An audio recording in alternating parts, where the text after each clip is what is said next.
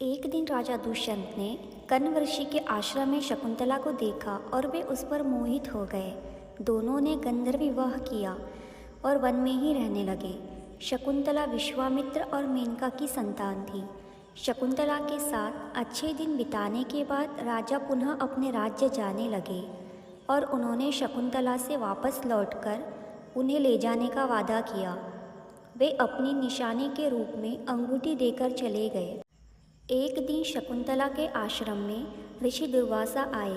शकुंतला ने उनका उचित सत्कार नहीं किया तो उन्होंने उसे श्राप दे दिया कि जा, तू जिसे भी याद कर रही है वह तुझे भूल जाएगा। अब गर्भवती शकुंतला ने ऋषि से अपने किए की माफ़ी मांगी। ऋषि का दिल पिघल गया। उन्होंने कहा कि कोई निशानी तुम उसे बताओगी तो उसे याद आ जाएगा। शकुंतला राजा से मिलने के लिए निकल गई। रास्ते में वह अंगूठी एक तालाब में गिर गई जिसे मछली ने निगल लिया। शकुंतला राजभवन पहुंची, लेकिन राजा दुष्यंत ने उन्हें पहचानने से इनकार कर दिया। ऋषि दुर्वासा के श्राप के कारण राजा दुष्यंत उन्हें भूल चुके थे।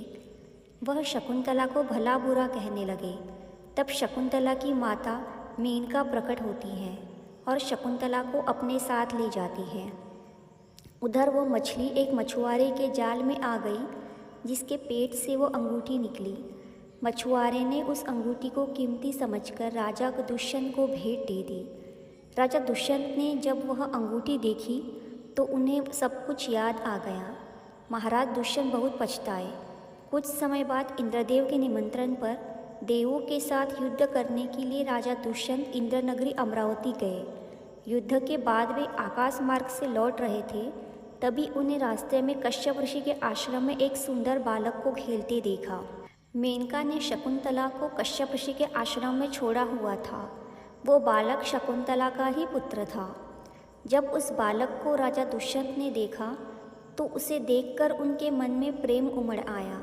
वो जैसे ही उस बालक को गोद में उठाने के लिए खड़े हुए तो शकुंतला की सखियों ने चेताया कि राजन, आप इस बालक को छुएंगे तो इसके भुजा में बंधा हुआ काला डोरा सांप बनकर आपको डस लेगा। राजा ने इस चेतावनी पर ध्यान नहीं दिया और उस बालक को गोद में उठा लिया, लेकिन बालक को उठाते ही उनकी भुजा में बंधा काला डोरा टूट गया जो उसके पिता की निशानी थी। शकुंतला की सहेली ने सारी बात शकुंतला को बताई तो वो दौड़ती हुई राजा दुष्यंत के पास आई।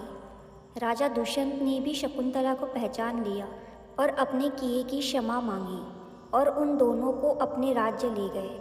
महाराज दुष्यंत और शकुंतला ने उस बालक का नाम भरत रखा, जो आगे चलकर एक महान प्रतापी सम्राट बना।